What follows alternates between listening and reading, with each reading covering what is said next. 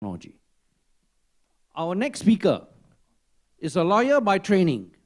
He researches and teaches in media law and policy. He is also the author of Ordering Chaos, Regulating the Internet. Recently, he co-edited a 3-volume encyclopedia on digital communications and society. In Singapore, he is the legal advisor of the Advertising Standards Authority of Singapore and had served as the founding president of the Internet Society Singapore chapter. He is also currently the professor at the Wee Kim Wee School of Communication and Information in NTU, Singapore, and the immediate past president of the International Communication Association, where he is the first Asian elected. Let's put our hands together and invite Professor Peng Hwa for his presentation.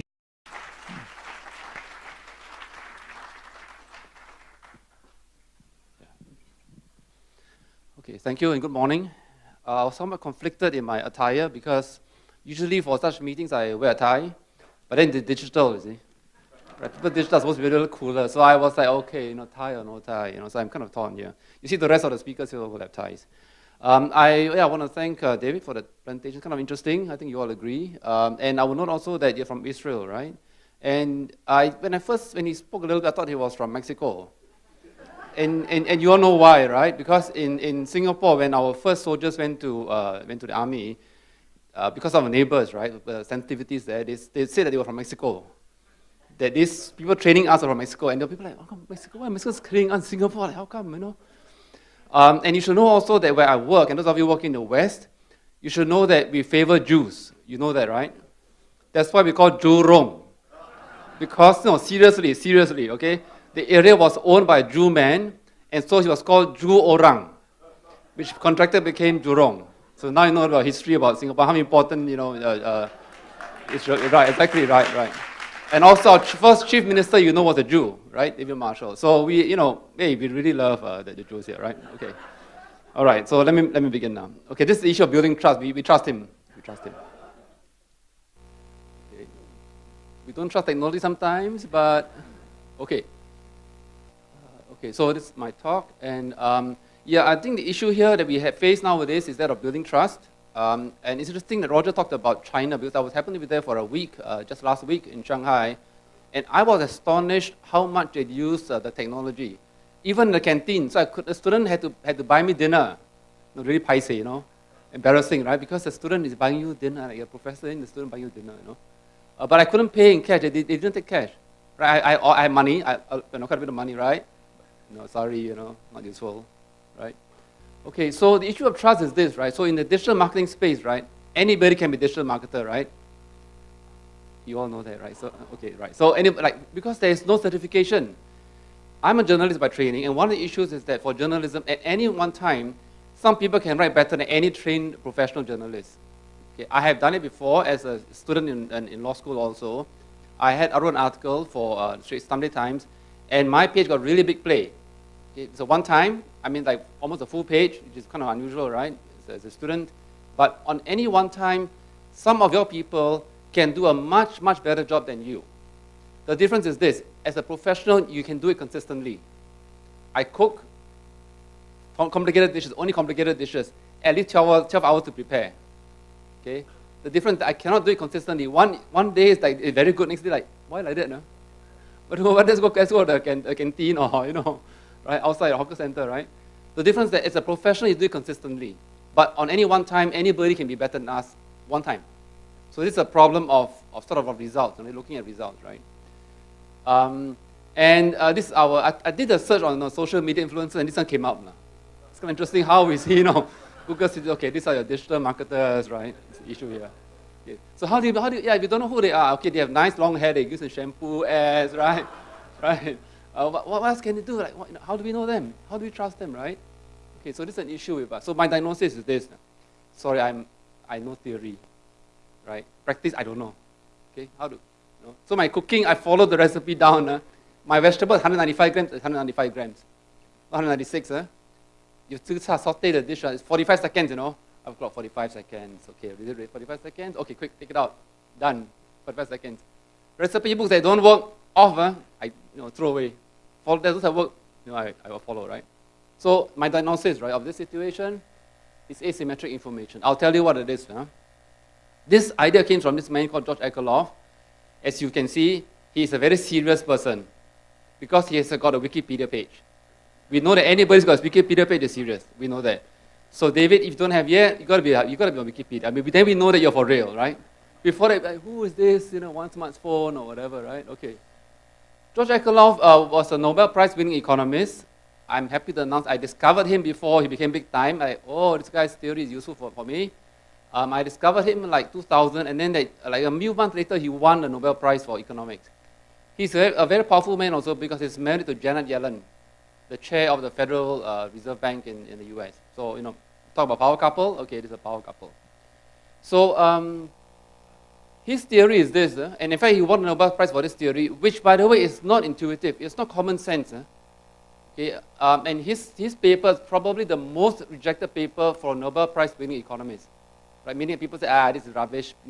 In academic work, we send our papers into unknown reviewers, and they can sometimes reject, right?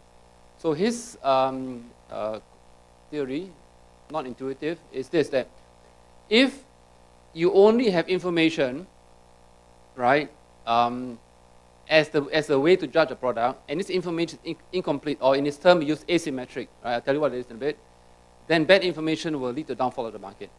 Okay, and actually, the term is actually, the market is actually destroyed. Market destroyed. So this is a theory. So let me show you how it actually worked in Singapore. Okay, so here is what he did. I think used cars, right? Now, we all know used cars has a very bad reputation. I'm one of the vice presidents of the case, and I'll tell you that used cars, by the way, has the biggest number of complaints, because by value. So if you're buying a used car, please use something called case trust. It's not a commercial message because if you come and see us, we collect some money from you. So it's not a in fact, so if you don't come and see us, we don't collect money from you, right? So I will tell you to use case trust because you get better results. And again, I'll tell you all this in a bit. Okay, so you know this, right? For advertising, which is what we all do, right, in this space, right? Some information is known to both buyer and seller, some information is not, right? Okay, so information is it's not only to the seller, which means it's like an advertisement, right? Because as a buyer, you don't know the condition of the car, right? As a buyer, okay, David, I mean, we love you, but we don't know the product yet, right? It's asymmetrical, David. I'm sorry, we love you, but it's asymmetrical. Okay, so now here's what he did for his the theory. I put this Bugatti Chiron, not my dream car. My dream car is the Aston Martin DB11. I know. Because James Bond drove it, you see, so our uncles want to drive. I'm an uncle, but I also want to drive the car, right? Bugatti Chiron is the most expensive car in the world, about $2.something million. I don't know what they do inside, okay, gold taps or whatever, whatever. But okay, so he says that suppose you have a bad car, okay, you want to sell it, right? Owners of bad cars want to sell, right? But if you have a good car, right, you want to sell it at the same price as the bad car, right? You think, hey, my car is better. Why should I sell at the same price, right? Okay. So what happens is that in the long run, you will hold back your car, right? If you have a good car, you will not want to sell it. But the bad guy says, hey, I want to sell the car, right? And so this pressure on the price of the car, right? And in the long run, what happens is that the good cars will disappear from the market because good car says, I don't want to rent at this price, Okay. I have a different model of accommodation. Where I live, I rent. I own a small condo near downtown, so I get a good rental. And then I live further away, so that the rental has, in the past, normally covered, but now the market is kind of bad for rental, so the market has gone down, and so it doesn't quite cover. But I'm still, preferring to rent. So I've been using the rental model. I've seen houses that stay empty for months. Okay, where I live, it's empty for months because the owner refuses to rent. It's too low a price, doesn't want to rent, right? So what happens is that those of where rent is like older houses. Okay, some maybe like this house from 1980, right? Yeah, how do you know 1980? I laid the tiles. My friends say, oh, I laid those tiles, or I bought those tiles, or whatever. So, if you have a bad product, then the price will go down, and if you have a good product, you won't want to sell them. So the result is that these good products will disappear from the market. Okay, and eventually, only lemons will be like only lemons. Okay, and so this market is destroyed. Classic case of where this happened is Sim Lim Square. Okay, David, Sim Lim Square, Some of the operators on the first, second floor, be very careful. We love you, so be very careful. Third and fourth floor, at Singapore, we know, okay, go ahead. We take our stairs, take the lift up. Don't go on the first, second floor, right? Don't. Okay? It's cleaned up a lot, okay, but when the incident happened, right, with the Vietnamese guy, the amount of business in that shopping mall dropped by 30%. Whole business. So if you are a landlord in a place, right, you actually should cut your rent by 30% because the whole business fell by 30%. Right? That's how bad it was, right? So this is the case of, the market was not destroyed, dented, but in some cases, market can be destroyed. You can see how this works. So let me give you some examples, right? Okay, right? So if the social media brouhaha, right, because social media, we already know it's one asymmetrical, right? We don't know the product, right? We don't know the service, right? Prediction says the market will drop to 0. Prediction. It's a question. Did that happen or not? Right? So you know what? You know the headline, right? Okay, Singtel said sorry. The CEO said sorry. Please, okay. At the level, they are the lovers, okay? They never ever say they're sorry. Okay? So people don't say they're sorry, right? So to say sorry is a really big deal. And you can see Chua Sok Kung, okay? Just tell you my age and how big time these people are, right? She was my schoolmate in school. So yeah, I know. Okay, but yeah, no, big time. So I have some friends I can rub shoulders with, right? Okay. We regret that, okay, this employee did not adhere, terminated the services, basically sacked, right? And agency also basically was sacked as well, okay? But I don't know if you know the whole, some of you would probably know this, right? Behind the scenes, right? Ad budgets, dropped to 0. Market destroyed. Really, at least, okay, temporarily. It wasn't our surprise. I thought like maybe freeze or whatever, so slow down, but it's actually dropped to 0. In other words, people didn't spend. Okay, because you see, what happens if you spend, then people think, oh, you know, this cannot be trusted, you know. Which is why, again, many of you will know this, right? In a war setting, right? A lot of people watch TV, listen to radio, buy newspapers, but advertising they do not jump in because you don't be associated with this kind of, you know, bad situation, right? What was a bad situation? You know, the bodies, the people dead, you know, bombed, all that, so you don't want to associate it, right? So this was borne out. I was surprised because I expected something like this to happen. It's kind of waiting, you know, we send guidelines, and then it dropped to actually 0. I was really surprised. I was told this by some people in this marketing space. So the lessons, right, is that asymmetric information, one-sided and therefore unreliable, can cause markets to fail. Okay, so you need credible information, right? So now what do you do? And this is where all of you are concerned what to do, right? So Josh Akerlof had a solution, right? So he says signaling and screening. So in a way, all of you here are signaling, right? That you are serious about this space. You know, what do you want to do to make your marketing more credible? How do you make sure that your marketing is not the other extreme, incredible, right? You want it to be believable to reach your marketers. So one of the ways that he suggested was self-regulation. Okay? And you will know why self-regulation, because the alternative to self-regulation is government regulation, which I think in the marketing space cannot work because you stifle your creativity. Okay? So the problem is now, the question is, has it worked in Singapore or not, right? Okay, so this is the theory right now. Can it work or not? In Singapore, we are so different, right? Okay. So this is an example that I gave, and when I show this to audiences, especially American audiences, you can see the jaw like fall to the floor, right? So let me tell you how to read the numbers. This is used car dealers self-regulation in Singapore. When you hear this, Americans like, I cannot believe self-regulation will work. You know, cannot work, you know, anywhere, but Singapore, how does it work, right? Okay. So this is under case trust, and that's why I tell you, if you're buying a used car, please use the case trust self-regulatory model for cars. Okay? It works. Okay. So this is the number of complaints in 12 months, right? Before, right? 149, 150, right? This group, people who join self-regulation, not everybody joins, by the way. Not everybody joins. Because you must pay some money, you got to set up a scheme, you got to need appointed people and all that. So there's some real cost involved. 4 complaints. Okay. Because it's only 20% who join, right? You must times 5. Okay, so 5 times 4, 20. 6 months, make it 12 months, right? So 40. So proportionately, to keep this ratio the same, 40 complaints in 12 months versus 149 complaints. The difference is this, right? You know, you guys will know, complaints is not just quantity, it's also quality of complaints. These complaints were easily resolved.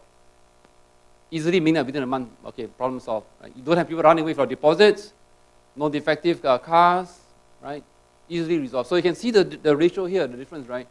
And I will tell you that in case many people, my committee members, right, the other committee members were very nervous because like, hey, used cars, can we trust the dealers or not? Right? Because everywhere, like, used car dealers, right, low reputation, right? Sorry, if you're any used car dealers here, don't take it personally. It's the industry, not you. We love you, but it's not you, right? But the theory says it can work. Okay, so the theory comes in, and in fact, it's shown to work. So actually, it is happening. The result, unfortunately, is that because this is working, some people are actually backing out. They're actually backing out.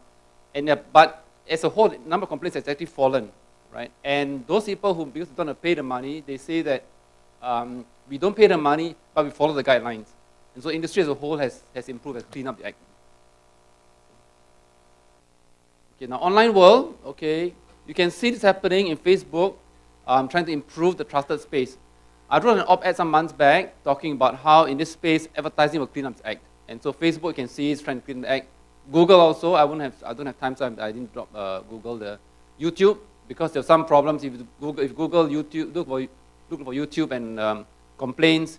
There was an investigation showing that ads appearing linked to extremist sites. And so Google had to clean up that bit as well. So I think in this space, things will improve. So in fact, on a fake news front, I think the situation will improve, right? The point though is this, that these are experts in the marketing space. They're trying to clean up the act. And so I think you all as managers here have to be very conscious that without this kind of cleaning up, you will have issues down the road. Your ads will not be trusted. Your marketing will not be trusted. In the long run, as a whole, the industry can lead to a downfall and a collapse.